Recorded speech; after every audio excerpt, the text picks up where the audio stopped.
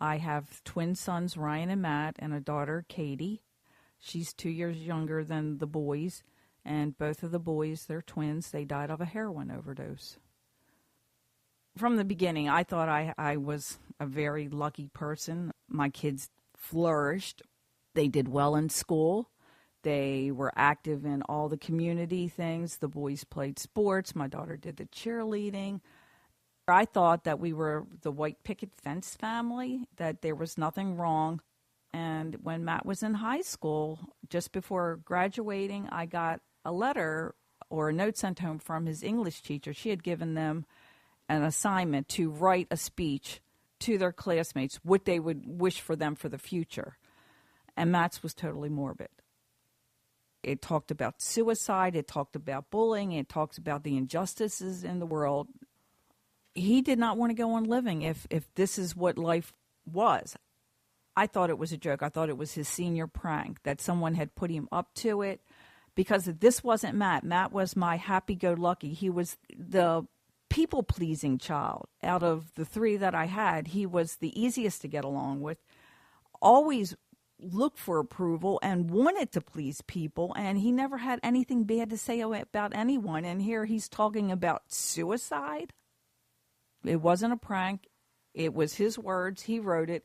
He started feeling like that in middle school. And it's like, well, why didn't you tell me that this is how you felt? And he said, because I didn't want to be like Grandma. My mother-in-law lived with us. She suffered from severe mental health issues. And not understanding what mental health was, I thought it was a weakness. And if she would just get up out of bed, take her medicine, take a shower, eat a good breakfast, she would be good. It was her choice to lay around and feel sorry for herself. Often there were jokes around the household that there's Grandma, she's up to her old tricks, just trying to get attention. Matt flat out said, I didn't want to be like Grandma, so I handled it. Well, what did you do to handle it? And he goes, I handled it. Today I'm feeling a lot better. In my mind, I was like, okay, well, I was right. He got out of bed, he pushed himself forward, and it's just like I said, mental health is a weak disease, that, he overcame it. I did find out the first time he went into rehab what he meant by that. He meant I had a bottle of liquor hidden underneath my bed, and every night I would drink. Every day before I went to school, I would drink, and it would take away my anxiety, my depression, and it was my coping. You could have blown me over with a feather. Where was I? Why didn't I notice all these signs? I mean, he hid it so incredibly well. Nobody ever would have guessed that he was depressed and suffered from anxiety disorder and bipolar disorder. He said he didn't want anybody to know because that was his problem. And he didn't want to be made fun of, and he didn't want to be like Grandma. It increased after high school. But after high school, he did go to college in the evening. He worked full-time, and he had a girlfriend that went to Towson. And he would spend most of his weekends out there with her. I thought, everything's great. When Matt was around 20 years old, he just had a big turnaround in his personality. He quit college. He broke up with the girlfriend. No one knew that he was unhappy. And he became this person that he was staying out all night, coming in totally wasted, disrupting the household, dropping things, walking into walls.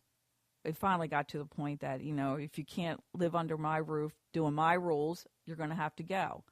And Matt welcomed that conversation because he already had a place set up. It was quite a bit of a party house. But I thought, hey, now he's got to pay rent. He's going to have to grow up.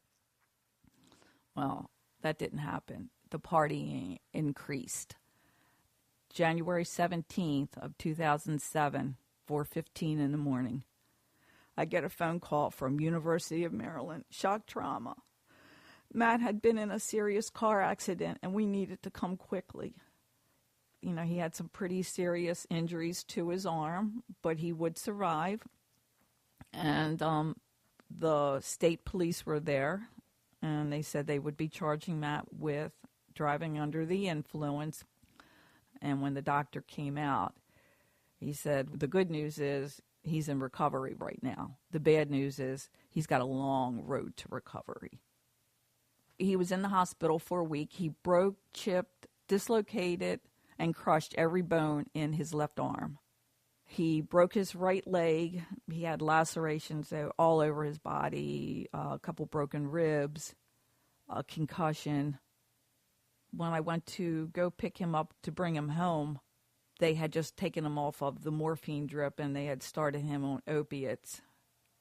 And he was not doing well. He started vomiting. The vomiting continued. He was supposed to take the opiates, the Percocets and the Oxys, every 4 hours. And every 4 hours, Matt would be vomiting. I called back up to the hospital, and I was just told, Matt's got to get used to it. He's got a long road to recovery. He's got to just keep taking the opiates. There is nothing else that we can give him, and eventually he'll get used to it. Well, he did. He said it was less than 2 months after starting the opiates. He was waiting for that 4-hour interim to come so he could take another pill. He ultimately needed 7 operations, 4 days a week of intense occupational and physical therapy. They did wean him down from the oxys, but he was given Percocets 90 at a time. I didn't think this was going to be a problem because this wasn't Matt's drug of choice. It was pot, cocaine, and alcohol.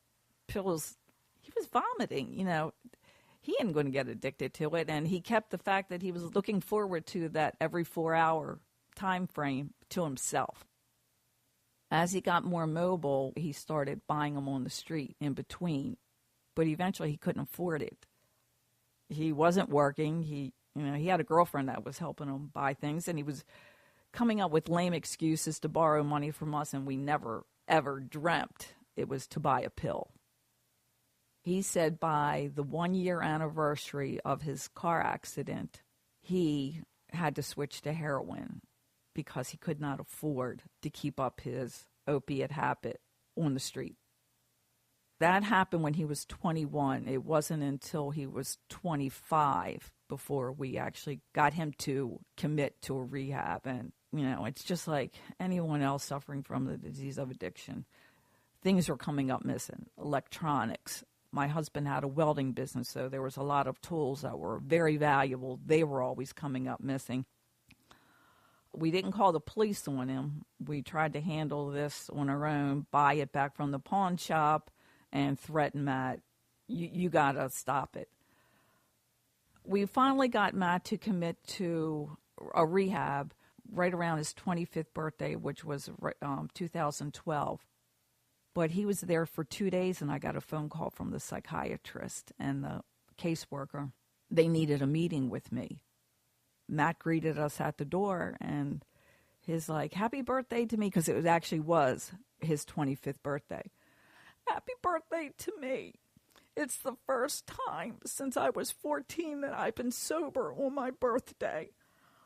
And it's like, what are you talking about? What about when you were 15, 16, 17? He said, no, I wasn't. And then we went to meet with the psychiatrist and the caseworker. She said he has so much pain. Matt will never be sober unless he handles the demon beyond the addiction, which is his mental health. For probably an hour, he just sat there and bled his heart. The things that bothered him, it went back to early childhood. The counselor would say, remember, this has been festering in him. It snowballed and got bigger and bigger, and he was never treated for any type of mental health. But then there were other things. His father is an alcoholic. And he said, I don't think my father knew my name until I was old enough to sit on a bar stool next to him. He didn't go to my concerts, and if he did, he came in at the last 5 minutes and he was drunk. And that hurt. I get it. They gave me a list of mental health treatments, and she said, Matt's insurance only pays for 14 days, but I think because of the mental health, I can get an extended time, but you have to have him set up with a psychiatrist before we leave. That is the only way he will remain sober. Well, as it turned out, Matt's insurance, they would pay for if I paid out of pocket. We had just paid $1,500 for him to walk in the door. And then after that, it was going to be $65 a day, excluding any expenses. And I just did the math. How can we afford this? You know, we're middle class. We struggle. And so I had to bring Matt home prior to getting a psychiatrist. And I hate to bring money up because his life is way more valuable than that. But these are the walls that people face for health care. In 2014, Matt finally did get clean, and he was seeing a psychiatrist, and everything seemed to be going well. Ryan thought it's time for him to follow because he had fallen into the same path from depression, from actually having adult issues, finances, and relationship problems. It was in December. Ryan wanted to wait until after Christmas because he had a young son and he didn't want to be away from home. So just like he promised, 2 days after Christmas, he went and got his own Maryland state insurance, then went to a treatment center. Well, when he got to the treatment center, they said, we don't take walk-ins. So he made an appointment, went back the following week. They told him, you don't have that insurance card in your hand, even though he was pre-approved, and Maryland state insurance does work that way, that you can be pre-approved, and there is a website that any treatment center can go on and see who is pre-approved. And we were not aware of this at that time. They told him no. They told him to come back when he physically had the insurance card in hand. Ryan died 25 days later. The insurance card came the day of his funeral. But Matt held everything in. And he told me later he didn't deserve to cry because he was the one that introduced Ryan to the heroin after being turned down from treatment. And Ryan needed something stronger than the pills he was getting on the street. Matt pretended for 2 years, and right after the anniversary of Ryan's death, because it was in January, Matt started becoming more and more verbal that things weren't right, and he had a full blown-out relapse. At the hospital, they looked into his past history, and they didn't call this the normal relapse. They said that he's never dealt with the grief, he's never dealt with the guilt, and that he was doing what Matt knows how to do, self-medicate in order to resolve his problems. And it was treated like that. He never went into a drug treatment program, even though all the mental health facilities overlapped with that. The drugs was the secondary. The most important was the mental health, getting Matt to cope with Ryan's death and the grief and the guilt.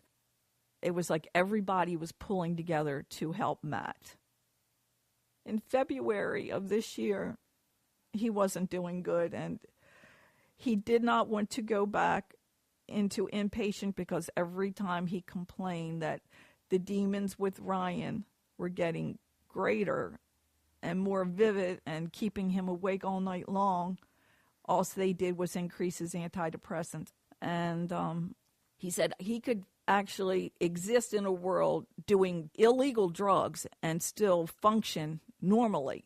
But the antidepressants were at such a high volume, he slurred his words. He was falling over. He was zombie-like.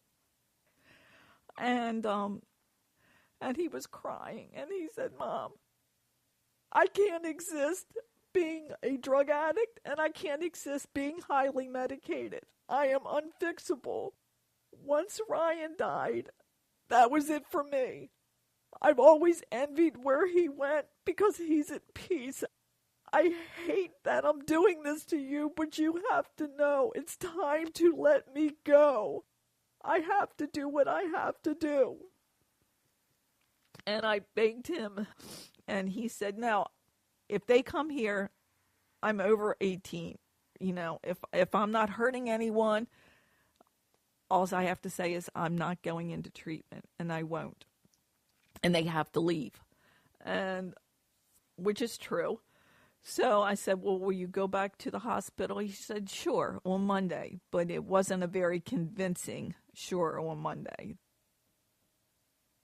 The next day, he intentionally overdosed.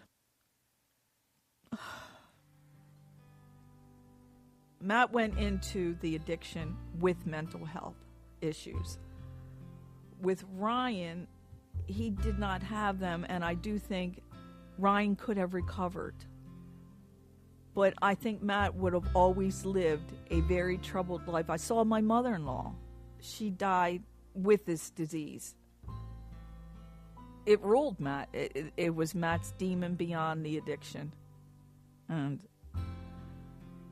you don't want to lose your kids. I'm 62 years old. I have 4 grandsons that are beautiful little boys, and they put a smile on my face.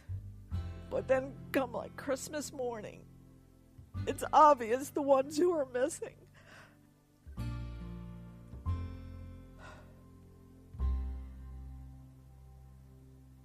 I'm Denise Williams, and this is my story.